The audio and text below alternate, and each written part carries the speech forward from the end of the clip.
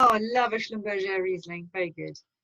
Sorry. That's all right. Got some lovely wines going on in the audience this evening. Yeah, we have. Yeah, excellent. Good. So yeah, welcome back to the next in our series of lockdown webinars.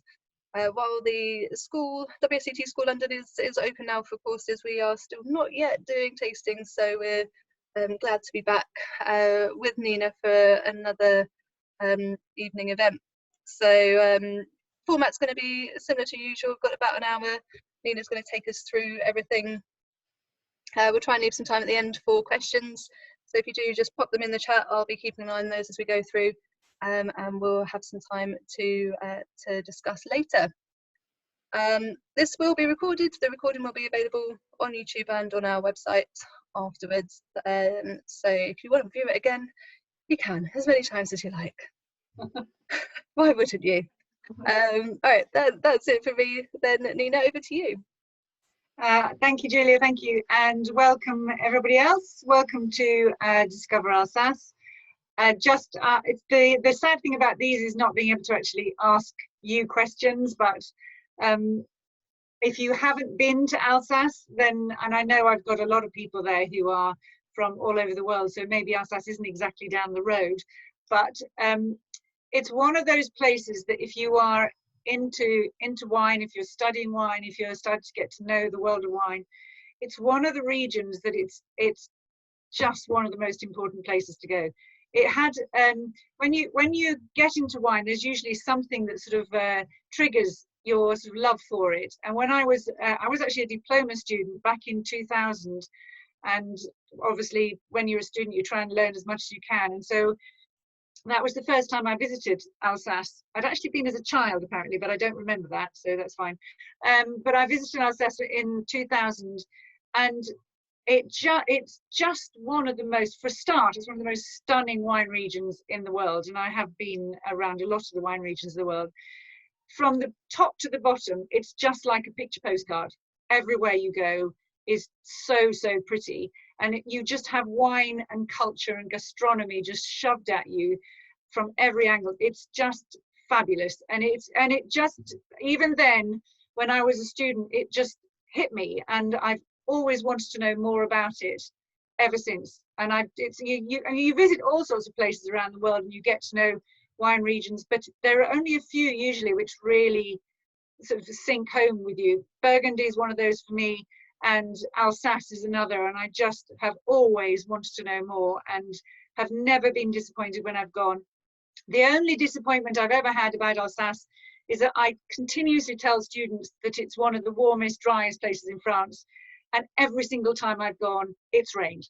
And I don't know why, but it just has. So that's the only disappointment. It's just, if you get a chance and you haven't been, it is one of the wine regions I would absolutely, truly recommend that you visit. And I promise I don't work for the Alsace Tourist Board, I promise. Right, Julia, can we have the first slide, please? So just for those of you who maybe don't know exactly where Alsace is, I'm sure a lot of you do, but just for those who don't, we are, so I just want to get rid of these. How do I do that?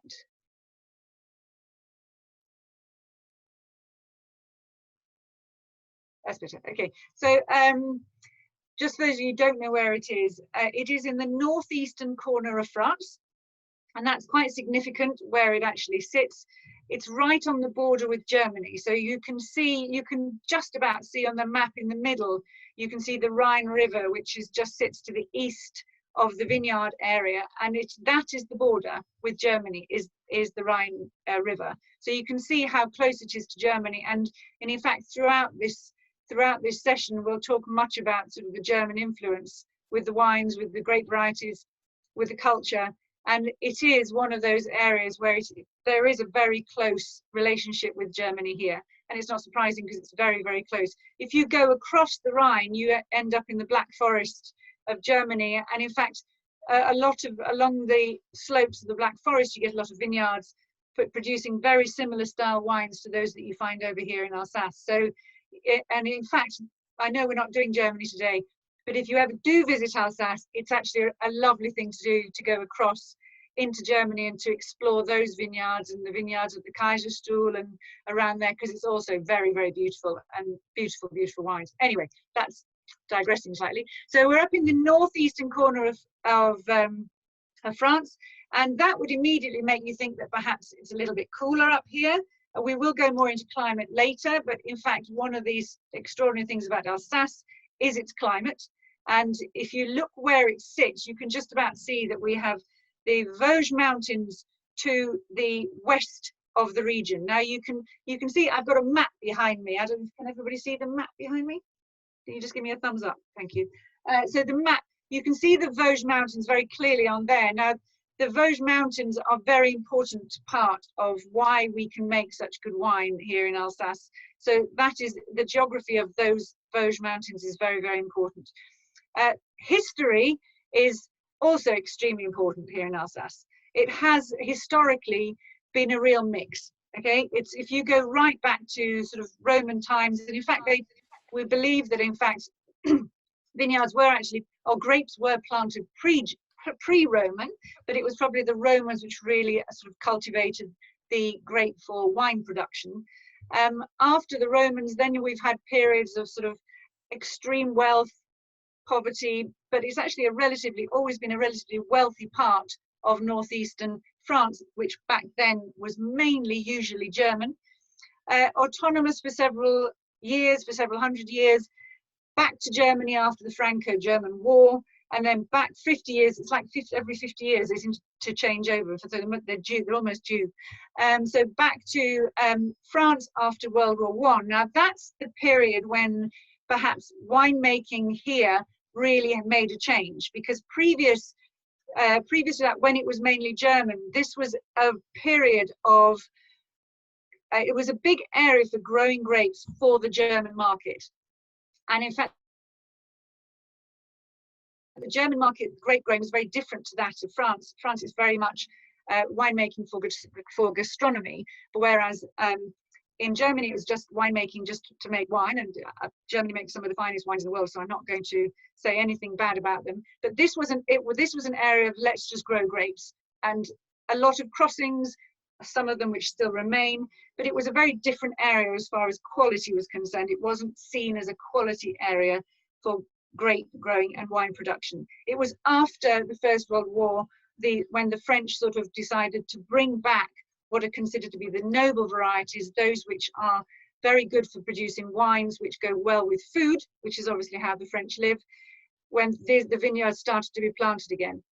It went back to Germany briefly in the Second World War, but after that it moved back to France.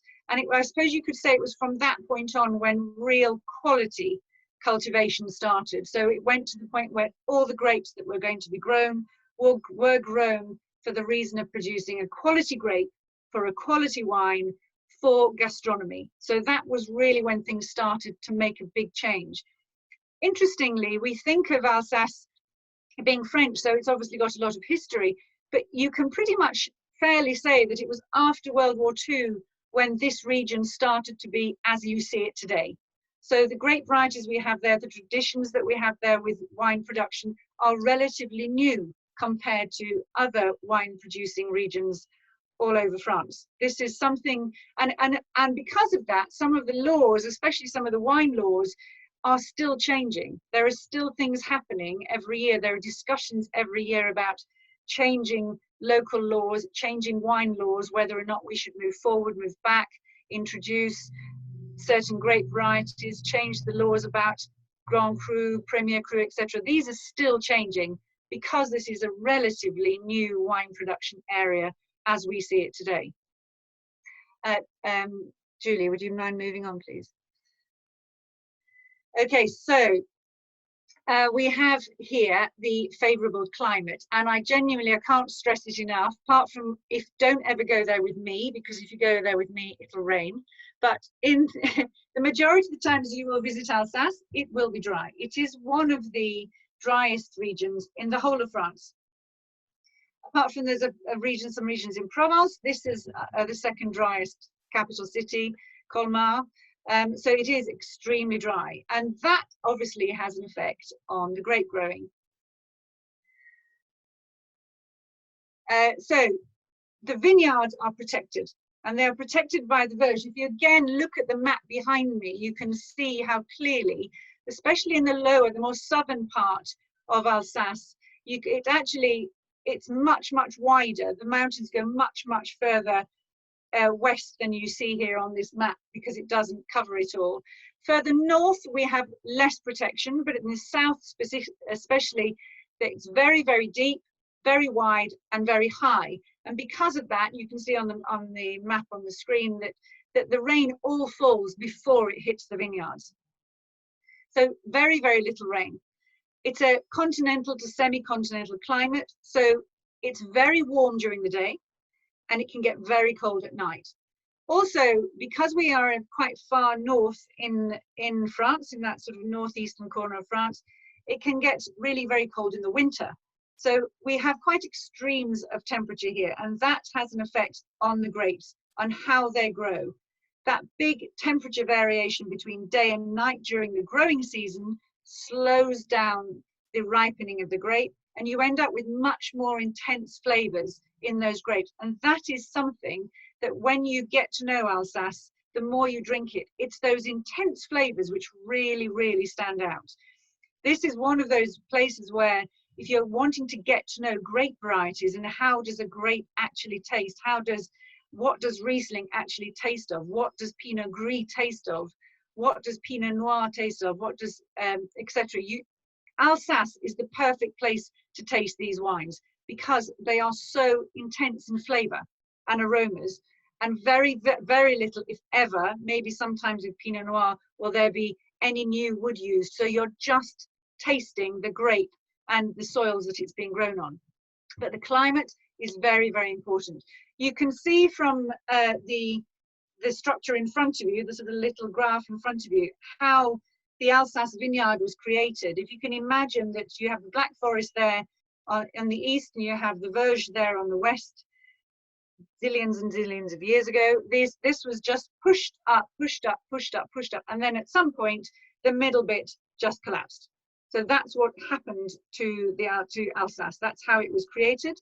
And then glacial movement basically took away what was in there afterwards. And that glacial movement and the collapse produced this complete sort of checkerboard of effect of vineyards. So you have these exposed different rock types, different soil types throughout the whole of Alsace. And again, having those really very clean fruit flavors here because of the climate, and then tasting them coming from those different exposed soil types and bedrocks, is what makes this region so special, because every single glass of wine tastes slightly different. And it's an absolute joy to, and I'm not saying that you have to be there to taste these things, but if you can ever get a chance to actually get lots of different wines from Alsace, maybe of the same grape variety from the same vintage, and taste those that have been grown on the different soils, it's quite extraordinary. It's one of the most fascinating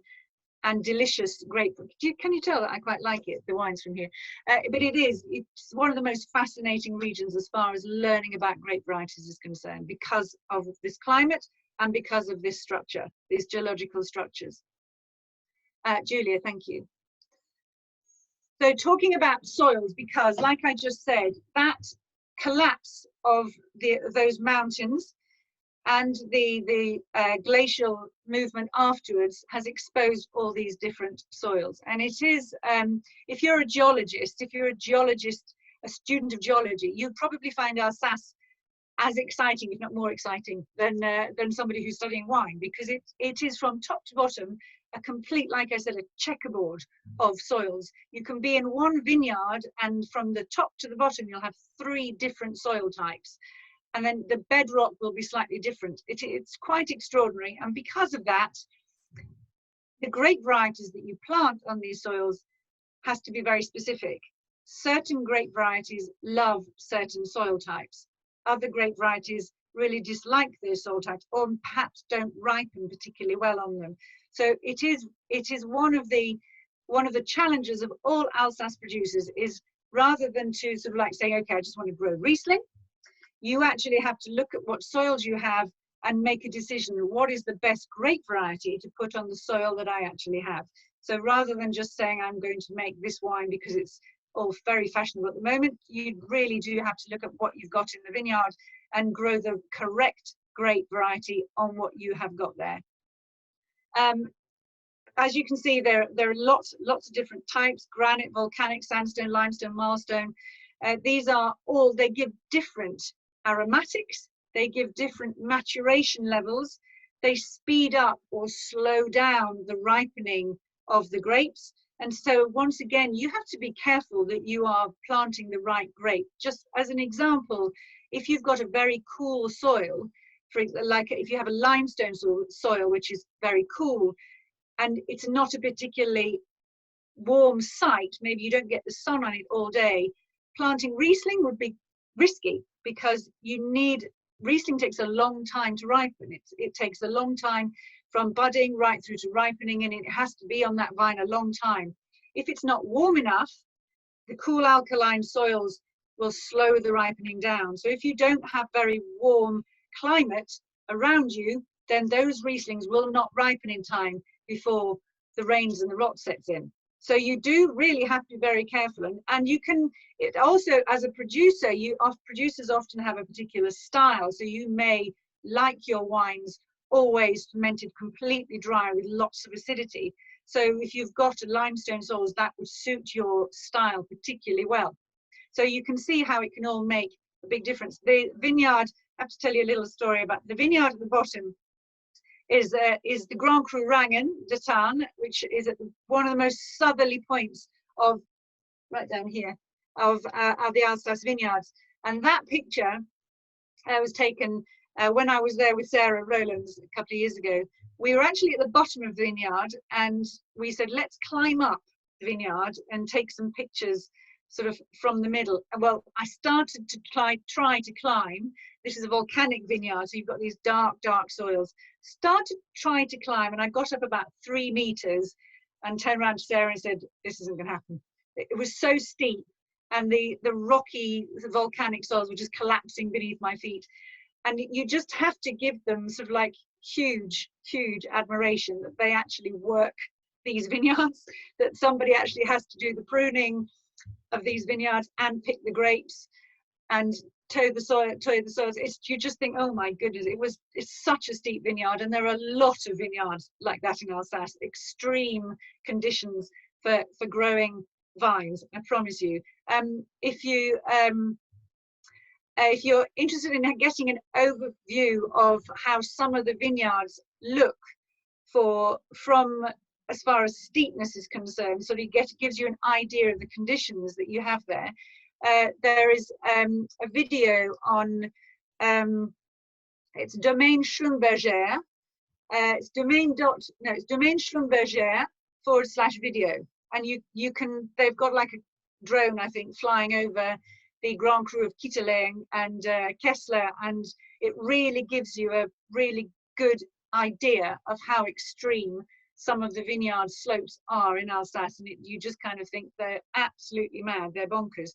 But this is where the best soils are found, are on these steep slopes. As soon as you get off the slopes, and you get off the foothills of the Vosges, you come down into the plain, and there you really have a quite deep alluvium. Towards the edge of the slopes, you may have some sort of gravelly alluvium, but as you go closer and closer to the river, you get much deeper alluvium, and because it's flat, it's not ideal for producing high quality grapes. In fact, most of the vines which grow down on the alluvium, down on the Alsace plain, will probably be used for the production of crémant d'Alsace, because they never quite reach the ripeness levels that we find on those on the slopes. And somebody just asked me a question. Have a look at it later.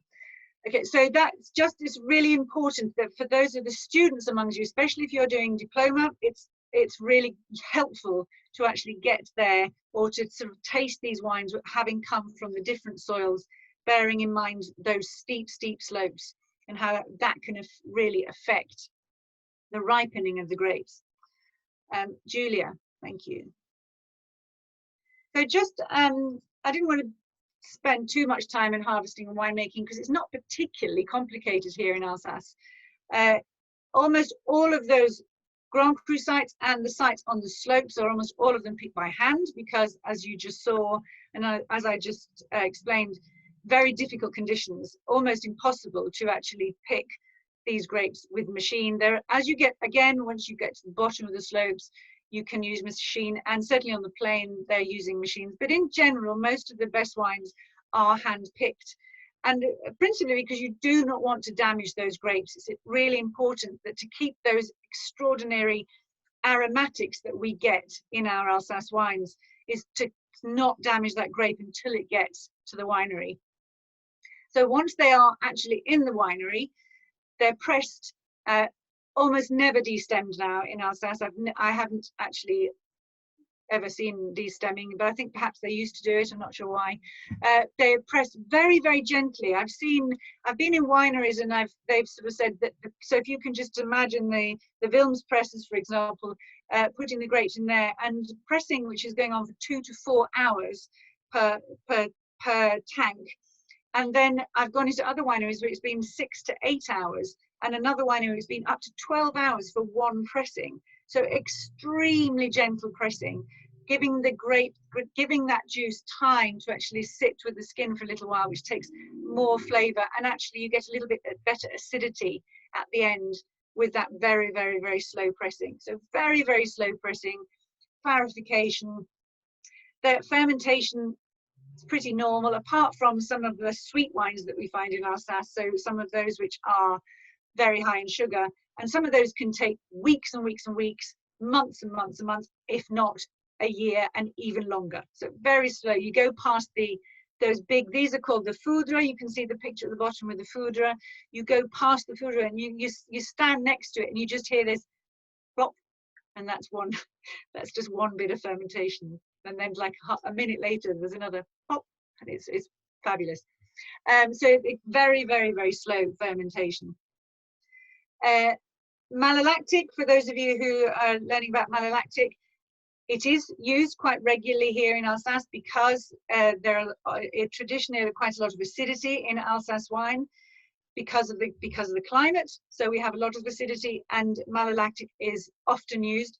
In Gewürztraminer, though, it's almost never used. So there may be the occasion where Gewürztraminer has been grown on those cold acidic soils on a cool site.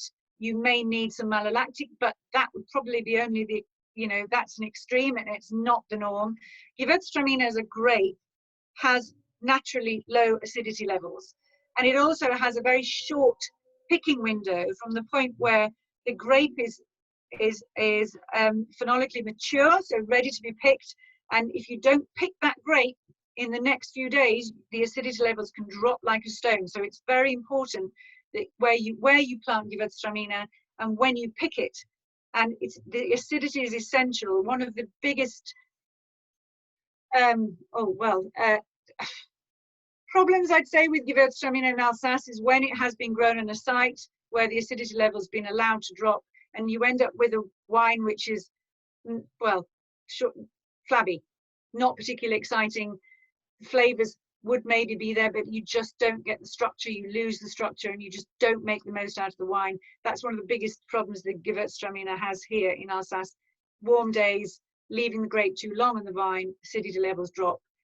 And that's usually going to be the less expensive wines. It has to be said that top producers tend to be very good at making sure they pick their Gewürztraminer at the right time. And just a little bit about the foudre, for example, that you can see there on the left. Stainless steel is completely normal, as are these large oak foudre. It's very unusual in Alsace to see oak as in a barrique, and even more unusual to see new oak, because the only time you would probably use that is if in Pinot Noir production. And there's only about 10% of grapes are Pinot Noir.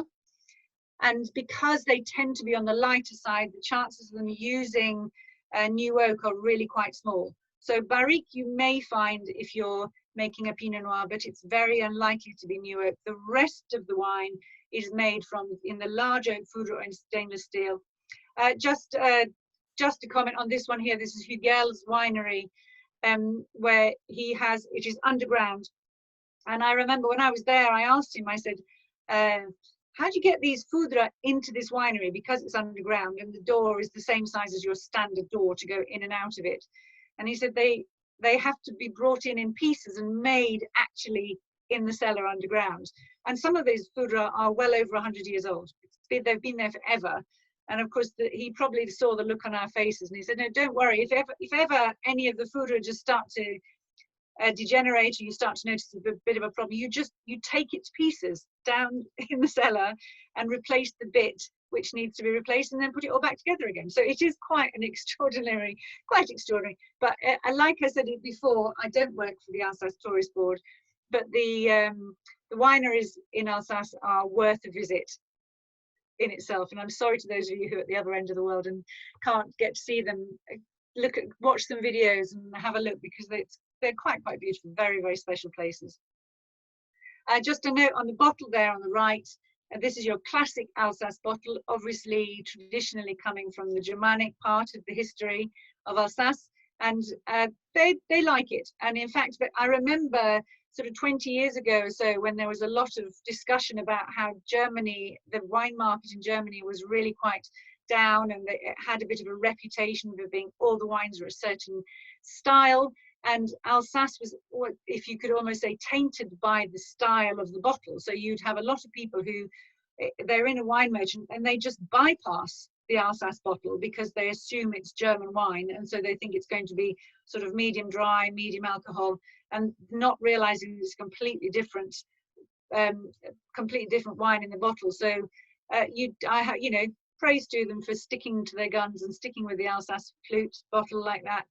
It's now recognizable, and I think people are starting to understand and recognize that Alsace and German wines are really usually quite different. Julia, thank you. So we're grape varieties. We know how I was saying at the beginning that if you want to learn about grape varieties and how they taste, okay, they don't grow every grape variety here, but the ones that they do grow, Alsace is a fabulous place to learn what a grape actually physically tastes of, because they really are very, very expressive here. So you really do learn how they taste. They're very clean. You get all the aromas and all the flavors. You pick up acidity depending on the soils that you're on. It is fascinating to taste and learn about grape varieties. I would say choose Alsace to learn about grape varieties. And the first one I've got here is Muscat. Now, I can probably guarantee, and please put in the chat if I'm wrong, that most of you have never had an Alsace Muscat. Now, it's very tiny production. It's less than 3% now of Alsace vineyards are Muscat. And it's partly, I think, because it just doesn't fit with today's style of wine, how people think they want, how they drink their wines, what they drink them with. Alsace Muscat is always dry. And it's always a surprise when people taste Alsace Muscat. When I've used it in tastings, you often get a bit of a mixed reaction. Most people go, oh my God, that's amazing. And then you do have, oh, well done, somebody has tried. Yes, Trimbach's Muscat is very good. It's an absolute perfect example of how Alsace Muscat tastes, as is Hugel. Well done, I'm very happy that you tried them. But very few people have. And there is an assumption amongst most consumers and wine, even students, that Alsace Muscat is going to be sweet. It's not. It's always fermented dry. It does, in fact, go well, particularly well with asparagus with a sauce over the top of it. It works particularly well. But even better, I think it's the perfect grape to drink. I don't know where you are in the world and what the weather conditions are at the moment, but here in south of England, it's a lovely day, it's a lovely evening, and now would be a perfect time to open a bottle of dry Alsace Muscat and drink it as an aperitif instead of a glass of crémant or something. So it is, if I could give homework, my homework is that you go out and find a bottle of Alsace Muscat and try it. Bearing in mind that it doesn't go with every food type because of that it has quite distinctive aromas and flavors. It really does. You know, we make wine out of grapes, so you'd think we'd be happy when a wine smells and tastes of grapes. And Muscat really does smell and taste of grapes. If you ever want to know, even in sweet Muscats, how to recognize Muscat as a grape variety, then this is a really good place to try it. Yeah, so that's my homework for you. I always like to give really good homework. It's a great aperitif, absolutely brilliant. Now the next grape that you've got on there is Pinot Blanc and Auxerrois. We pronounce the X in Alsace, Pinot Blanc, Auxerrois. Now this is I don't want to go too much into this because it can become a little bit confusing, but just to confuse you, if you see Pinot Blanc, an Alsace Pinot Blanc, the chances are it's not all Pinot Blanc, or it could be no Pinot Blanc at all. So there you go, confused you enormously already. So Pinot Blanc and Auxerrois, two different grape varieties, but they are bunched together. So if a wine label says Pinot Blanc, it is allowed to have Auxerrois in there, and it can even have 100% Auxerrois in there. If it says Auxerrois on the label, it has to be Auxerrois in the bottle. So if you're really confused, I apologize. But Pinot Blanc in Alsace means that it is a wine made from Pinot or Auxerrois, and Auxerrois. So when I say made from Pinot, it can actually also be Pinot Gris and Pinot Noir. But so it is really just Pinot and Auxerrois. So the Blanc would be Pinot Noir without using the skin. So there you go, completely confused you. But most of the Pinot Blanc wines you find in Alsace are a blend of Pinot Blanc and Auxerrois. So the two together. They have quite distinctive flavors and mouthfeels, the two grape varieties, which is what makes them go so well together. Pinot Blanc on its own can be not bland particularly, but can be lacking a little bit in some character from certain sites. But the Auxerrois has such different characters, this really spicy finish to it, and it's really quite full-bodied. You put that with the freshness of the Pinot Blanc, and you just have a really good bunched together wine. The acidity is usually good in both, more so in the Pinot Blanc. And as they age, and they age really, really quite well over a few years, you start to get some beautifully sort of candied fruits, but it keeps the spice. So people often sort of put it into a box of, you know, not particularly important, but I think as a food wine, and if you're sort of trying to look for a food wine to go with anything, quite frankly, because if you think about all what I have described it, freshness, acidity, body, spice, fruit, that pretty much goes with anything. So it really does make a really good food wine, and it's this kind of bottle of wine you can always have in your fridge, and whatever you're having for dinner, you can pull it out and it will work. So it's actually, I think, again, undervalued as a wine that we drink. We don't think about it, but it works really very, very well, almost always completely dry. So that's another piece of homework, 2 lots of homework on one night. It's often the base for Crémant d'Alsace because it has really good acidity in there. Sorry, just reading some of the comments coming up. Crémant d'Alsace. Now this is, I haven't got a big page on Crémant, but the Crémant is more Crémant d'Alsace is produced than anywhere else than Champagne, other than Champagne. So a lot of production, 25% of the production of Alsace wines is Crémant. And I can't remember the exact history, but I believe that it was the Champagne producers who came to Alsace because it was closer to Germany. So they brought their grapes and their winemaking history to Alsace so that they could actually feed their champagne to the Alsace, to the German market. And it just very quickly worked out that it's a great place for producing grape varieties for making Crémant wines. Now, for those of you who don't know what Crémant is, anything which says Crémant on the label in France is a sparkling wine using the classic method, the champagne method of producing sparkling wine. So second fermentation in the bottle. So if you see Crémant, it is a champagne or a classic method sparkling wine. Just using the varieties that we have here in Alsace. So you can use Riesling, Pinot Gris, Pinot Noir, Pinot Blanc, Very few people use Gewürztraminer, and you're also allowed to use Chardonnay for production of crémant, but you can't use Chardonnay for the production of a still wine, not in an AOC Alsace wine. Hope that's clear. Sylvaner, just a little note on Sylvaner. I've popped it down at the bottom there. It's the kind of wine that always tastes wonderful when you're sitting in a cafe outside a shop or outside a restaurant in Alsace on the side of the road, and they bring out a jug or they've given you a glass of Sylvaner from the tap, and it always tastes perfect there.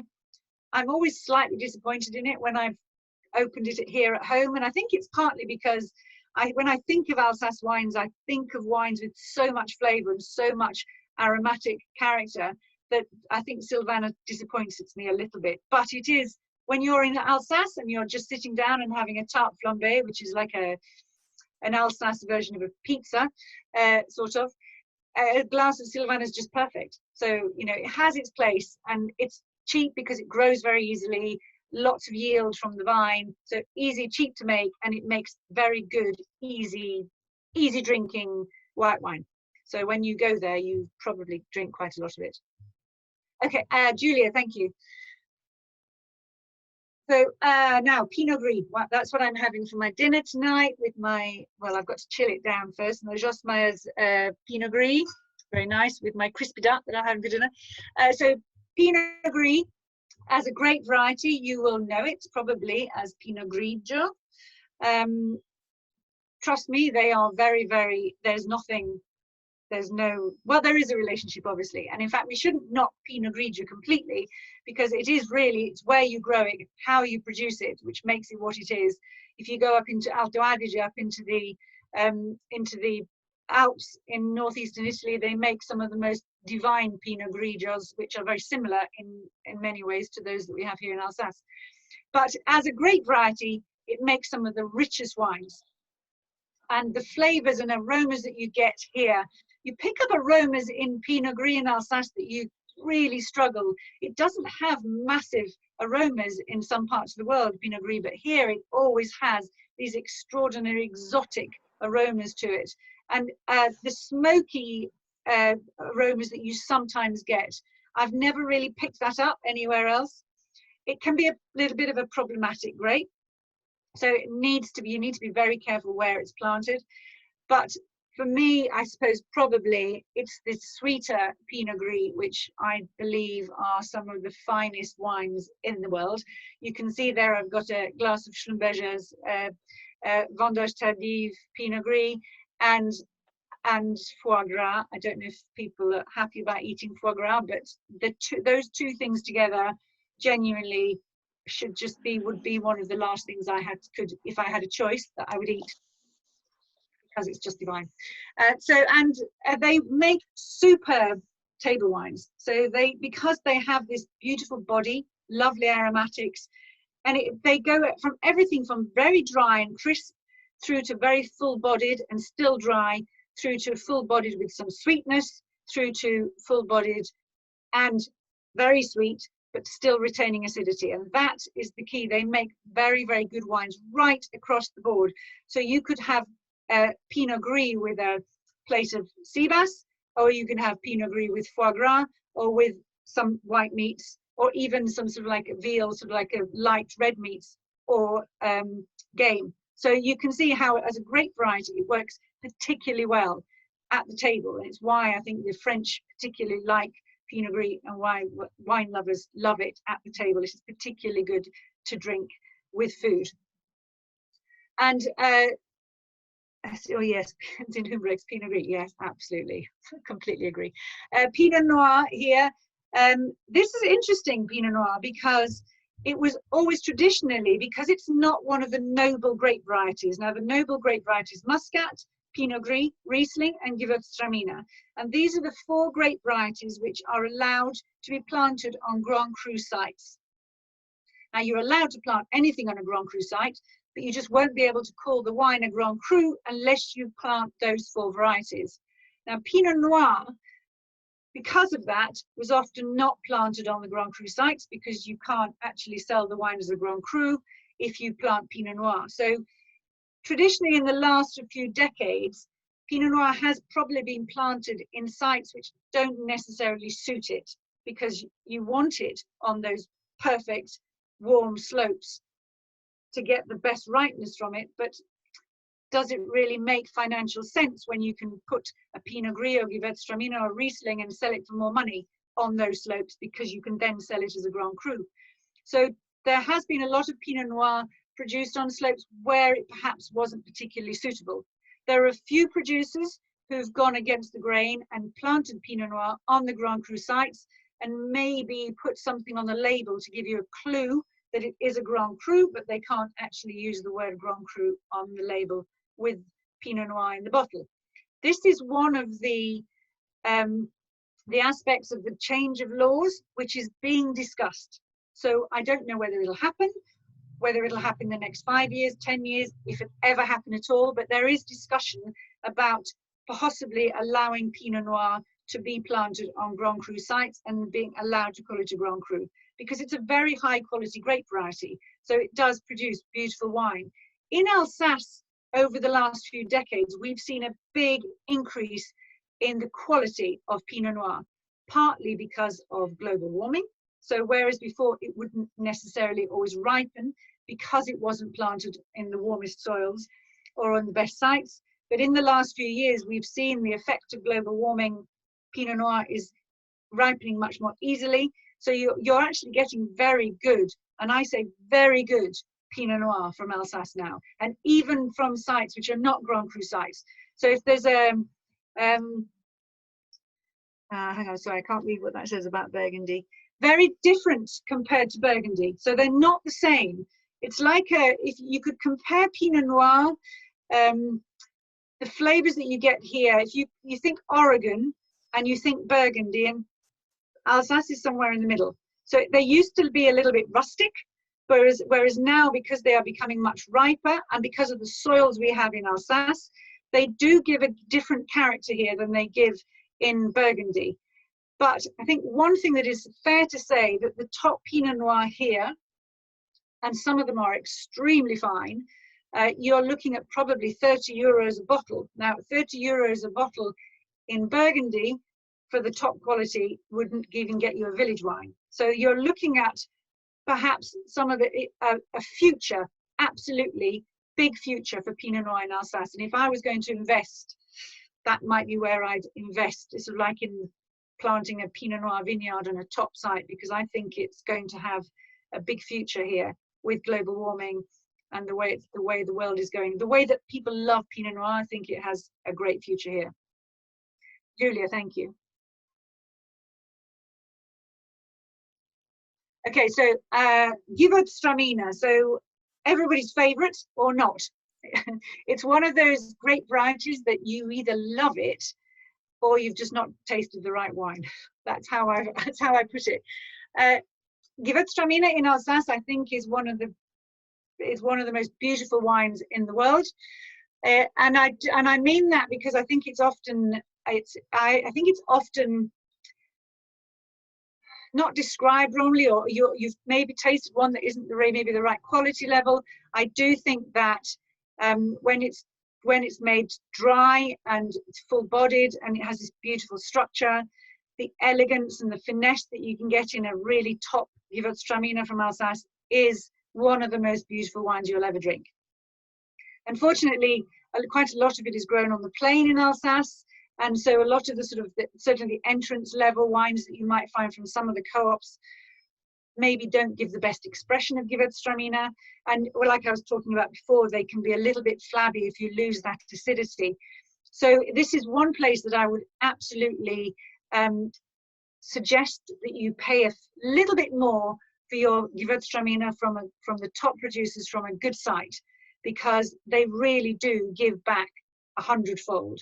The aromas that you pick up in Gewürztraminer, the body that you get, the acidity, the structure, the aging ability, it just can make some of the most extraordinary wines. It's the kind of wine that you sit and you discuss with the person that you're sitting with. You can't help it because they are so beautiful and they give so much back. Just a little note that you can see on there, I think somebody did put it down there, was a Zindhumbrecht Gewürztraminer. I'm not sure if, oh no, that was the Pinot Gris, but the Gewürztraminer from Rangen, from the Grand Cru Rangen, where the very steep slope that I couldn't climb up because it was too steep. Perhaps one of the finest wines I've ever tasted in my life. And what you get back is extraordinary. It's just the acidity levels that need to be careful. They are traditionally dry in Alsace because it is the wines made by the French to go with food, and they go particularly well with spicy foods, especially on the sort of Asian side, so Chinese, Thai, those that often have a little bit of sweetness to them, they go particularly well. One thing we have seen, however, in the last few years, because of global warming, is more and more Gewürztraminers with residual sugar. So, and there's, you can't, it's a bit of a sort of like love it or hate it thing, because some people say you cannot have a Gewürztraminer at 14.5% alcohol and still retain elegance in the wine. But if you leave the residual sugar there, then actually, are you taking off the edge of that acidity, the structure which is really necessary? And yet you have other producers who say if you've grown the grape properly and if you've been restrictive with your yields, you can pick that Gewürztraminer a little bit earlier when it still has the acidity, it will still have those flavors, and then you can ferment it through to dry. But we have seen in the last decade or so an increase in residual sugar in Gewürztraminer. So it is one of those things that you will, as you taste these wines, you'll start to get to know how these Gewürztraminers taste. One thing I will say is that I've had both. I've had them completely bone dry, and I've had them with the residual sugar.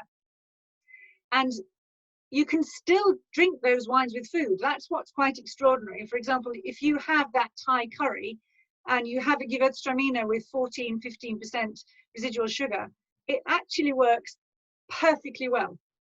But I suppose the only thing is that you would often say that the French in general want their wines to have much lower amounts of residual sugar. And maybe over the years we will start to find other grape varieties being grown, Pinot Noir, for example, perhaps on sites which are now where you have the Gewürztraminer now, which is often on a bit of marley clay.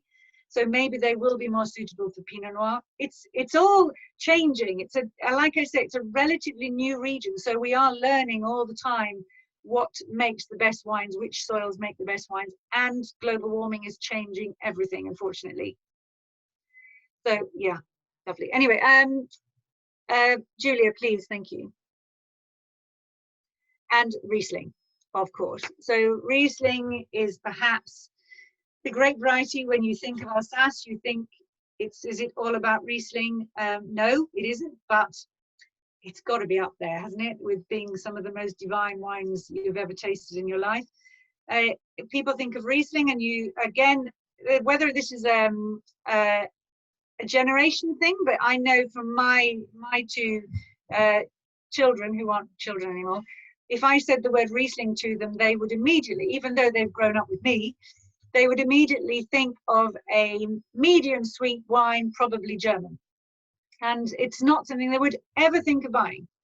And if you give them a dry Riesling from Alsace, from a good vineyard, they are always blown away, because the flavors, the structure that you get in a good Riesling from Alsace is like nothing else on earth. It is very terroir orientated. You can really feel and taste the terroir in the Alsace Rieslings.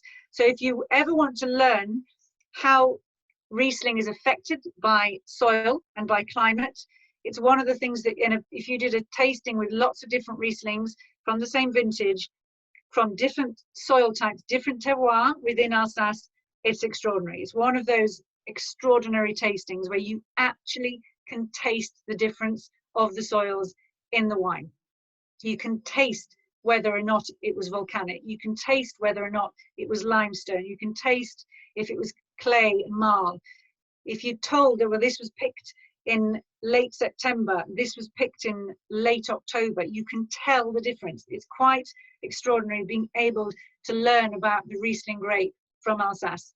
And I know I keep saying it, but if you ever get to go there, you'll be blown away by tasting the difference that Riesling makes grown on one soil type to another soil type. The difference the vintage makes, the difference the climate, the microclimate of a particular vineyard makes, it is quite extraordinary. Like I say again, usually fermented through to dry, but like I said again, because of global warming, we are seeing some wines with a bit of residual sugar in them. But because Riesling has naturally very, very high acidity, you sometimes find that even when there's residual sugar, you can't feel it. I remember when I was there last time and we were at Zindhumbrecht and we were tasting these wines, which we were tasting and trying to work out the amount of residual sugar in some of these wines. And there was one in particular, and I can't remember which particular one it was, Olivia would know. We both sort of said, oh God, 3 grams a litre, 4 grams a litre, and this wine had 19 grams in it. But because it had this extraordinary acidity, this extraordinary structure, you couldn't feel the sugar at all. And in fact, this moves on to one of the problems that is coming with people recognizing how can we sell a wine as dry when there is residual sugar in there? How can we recognize whether a bottle has got residual sugar in it? And one of the things that is in discussion in Alsace with the laws at the moment is putting a little slide on the back of the label telling you whether the wine is dry or sweet, and it sort of goes from 1 to 5, I think, saying whether it's dry or sweet. They're talking about whether that should be made the law, that has to be on there so that consumers know what is in the bottle. But I remember that at Zindhumbrecht, they said the problem with that is that actually if we've had to put this wine down as sort of 3 out of 5 and you tasted it, it doesn't taste sweet, it tastes dry. So it's one of those things we're going to have to watch and see what happens, I think. But it is like all the other grape varieties, we're seeing a little bit more residual sugar.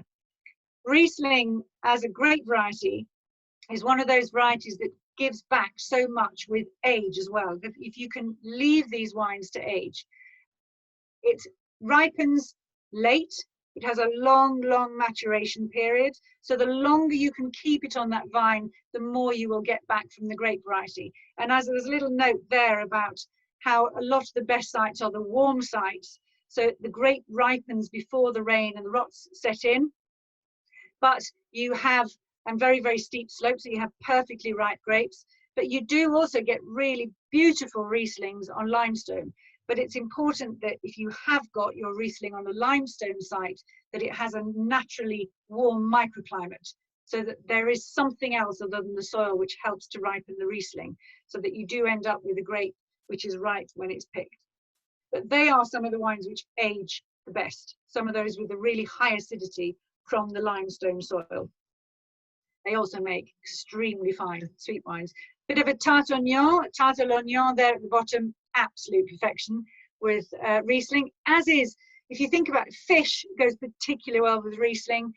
Any of the Asian foods go particularly well with Riesling. It's basically a perfect food wine. Julia, thank you.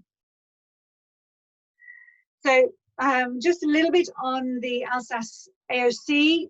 Like I've mentioned it a few times since I started talking about how things are changing. Are they changing? We'll see, but there have been some changes. The Grand Cru of Alsace is only 4% of production, so tiny production of the wine is Grand Cru, and there is more than 4% of the vineyard is Grand Cru. One of the problems that Alsace has is that when the Grand Crus were given, which started back in 1975 and it finished only a few years ago, so there has been a long period of choosing the Grand Cru sites. The problem is there was a generalization that each village should have a Grand Cru. So some of the Grand Cru aren't perhaps at pure Grand Cru level, and there are several producers who will not use their Grand Cru vines to make a Grand Cru wine because they don't see it as a Grand Cru level wine. But there are other producers who are going to take advantage of the fact that they have a Grand Cru vines, and they will make a Grand Cru wine, even if the wine isn't particularly Grand Cru level. So it's a little bit sort of, you know, should this be reassessed? I don't think it will be, but you know, there are a lot of people that think maybe it should be reassessed. Should the Grand Cru be divided into two, you know, sort of like Premier Grand Cru to make the very best of the Grand Cru more particular? What we're seeing now probably is it's very much based on price. So some of the top Grand Cru are very, very expensive. And then if chances are, if the wine isn't particularly expensive, chances are it's not from the best Grand Cru site, or it's maybe from the lower slopes of a Grand Cru site, which certainly don't make the same quality level that they make further up the slope. So it's early days. If you consider this is a really recent, these change of laws, Grand Cru is very, very recent. So if things will possibly change over the next 20 years, 30, 50, 100 years, maybe things will change. Global warming is changing everything. There is the talk of introducing a Premier Cru. It's almost certainly going to happen, but we don't know when. 5 years ago, they were talking about in the next 5 years. Now they're saying it's going to happen, but we can't say when. So there are a lot of sites which sit outside the Grand Cru, which are very fine, and they perhaps should be Grand Cru. But one of the rules that Alsace has is that you cannot have a single owner of a Grand Cru. So you must have multiple owners. And so that is one of the reasons why some of the Lodi, or the named sites in Alsace, are some of the best sites in Alsace, but cannot be Grand Cru because they are owned by one person or one family. So that they will certainly be part of that Premier Cru designation. And there are other vineyard sites which are very, very fine, which perhaps are better than some of the Grand Cru sites, which would very definitely get the Premier Cru designation. So that's another thing that we are going to look out for in the next few years, is the introduction of Premier Cru. Like I said, Crémant d'Alsace, 25% of production. It's a big part of production. And just general AOC Alsace, a big part of production. A lot of that is on the plain. And I would very definitely say that if you can, always try to source your wines from the foothills, because it can sometimes be a very little bit more in money, but you can get a lot more out of the bottle if you can get the wines from the slopes rather than on the plain of Alsace. And you've got their vendange tardive and VT, as it's often known. That was actually started here in Alsace to describe wines which are left on the vine to ripen on the vine, rather than being picked and then dried on racks. So a lot of areas in France, in Italy, in Spain will pick ripe grapes, but then leave them out to dry on racks. The vendange tardive wines are left on the vine to ripen and to start to shrivel up. So they will obviously have a much higher percentage of sugar, and you will generally make a sweet wine with a vendange tardive. And sélection de grains nobles are wines, grapes which have been infected by noble rot. So if you have left your grapes on the vine and you've been lucky enough that they haven't been affected by bad rot, if you're lucky enough, they'll be affected by good rot, by botrytised cinerea, and then you can make your sélection de grains nobles, and they will be handpicked. You'll have people going through the vineyard several times, few days, you know, between each try, and picking selected grapes which have been affected by noble rot. And some of Alsace's finest wines are, without a doubt, so the SGN wines, some of the SGN wines.